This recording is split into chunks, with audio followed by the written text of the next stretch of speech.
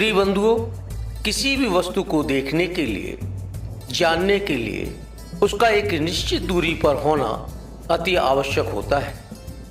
जिस प्रकार से हम किसी पुस्तक का अध्ययन करते हैं, तो यदि वह हमारे आँख के एकदम से निकट हो तो हमें उसको पढ़ पाना अत्यधिक कठिन होता है। इसी प्रकार से यदि वो वस्तु या पुस्तक बहुत दूर है तो भी हमें दिखलाई नहीं पड़ती, अर्थात उसके अक्षर हमें पढ़ने में नहीं आते। अर्थात हमें पढ़ने के लिए उचित दूरी पर इसे रखना अति आवश्यक होता है। इसी प्रकार से हमारे जो सबसे नज़दीक होता है, हम उसे नहीं पढ़ पाते, अर्थात हम उसे पूर्ण रूप से नहीं जान पाते। वह कौन है जो आपके सबसे नज़दीक है?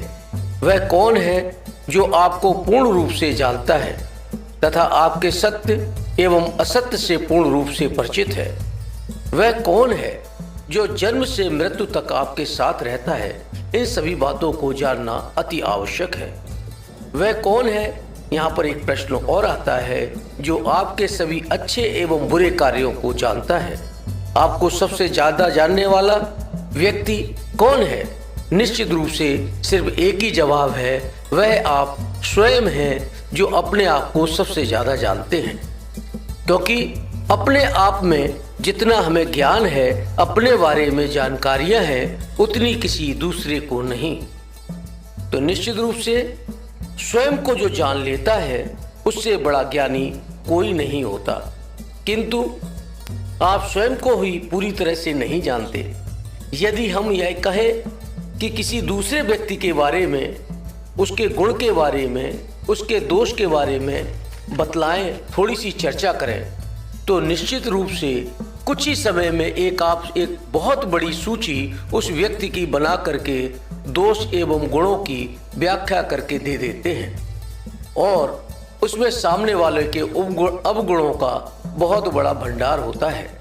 ऐसे दोष एवं गुण जिस व्यक्ति में किए गए हैं, जिस व्यक्ति के आप बतला रहे हैं, लेकिन अगर उस व्यक्ति से बात की जाए तो वो स्वयं के इन दोषों एवं गुणों के बारे में नहीं जानता। इसका मतलब ये हुआ कि आप दूसरों के दोषों एवं गुणों के बारे में ज़्यादा जानते हैं, लेकिन स्वयं के दोषों एवं गुणों के बारे में नहीं जानते। तो यहाँ पर बंधुओं, ध्यान रखना है, हमें अपने गुणों की व्याख्यान करनी है, अपने अवगुणों की व्याख्यान करनी है, अपने अंदर झांकना है, अंतर मन को देखना है। तो प्रिय बंधुओं, एक ऐसा व्यक्ति जो तुम्हारा जीवन बदल सकता है, वह तुम्हारे पास है, वह तुम स्वयं हो। बस तुम्हें स्वयं को जानने की आवश्यकता है। अपने को समझने के लिए अपने आप से मित्रता करने की आवश्यकता है।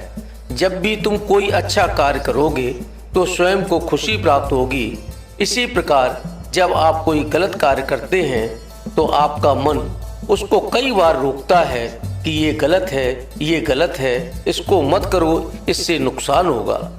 बस वही क्षण है जब आप अपने अंदर बसे परमात्मा की आवाज़ को नहीं सुन पाते, अर्थात जब तुम अपने आप से मित्रता करते हो और अंदर से उठने वाली आवाज़ को पहचान लेते हो, सो समझ लेते हो, तो समझ लेना चाहिए कि अब आपको जीना आ गया है। परमात्मा की कृपा आप पर हो गई है। अब तुम्हारे पास दुनिया का सर्वश्रेष्ठ मित्र प्राप्त हो गया है। अब तुम्हें किसी से अपनी तुलना करने की आवश्यकता नहीं है। अब तुम एक नए पथ पर, जहां से तुम्हें पीछे मुड़कर देखने की आवश्यकता नहीं है, ईश्वर की कृपा से तुम अग्रिम पंक्ति में चल रहे हो। अब तुम्हारे साथ सब कुछ सही समय पर सही होगा। निश्चित रूप से ईश्वर पर भरोसा रखें। करोड़ों लोगों को समझने से अच्छा है स्वयं एक को समझ लो, जीवन तर जाएगा, ईश्वर की प्राप्ति हो जाएगी, समस्त मोक्ष की प्राप्ति होगी। इसमें इतिहास गवाह है, जिसने स्वयं को समझ लिया उसने ईश्वर की प्राप्ति कर ली। सत्य को समझ लिया है तो उसे अन्य कुछ समझने का आवश्यकता नहीं है। कुछ और समझने से अच्छा है अपने मन को टटोलो और मन में बसे हुए मैल को निकालो। आपके मन में असीम शांति होगी। अब बंधुओं, भौतिक एवं आध्यात्मिक दृष्टिकोण से आप उचित स्थान पर पहुंच चुके हो। मेरे साथ प्रेम से बोलो, जय श्री राधे, जय श्री राधे, जय श्री श्याम।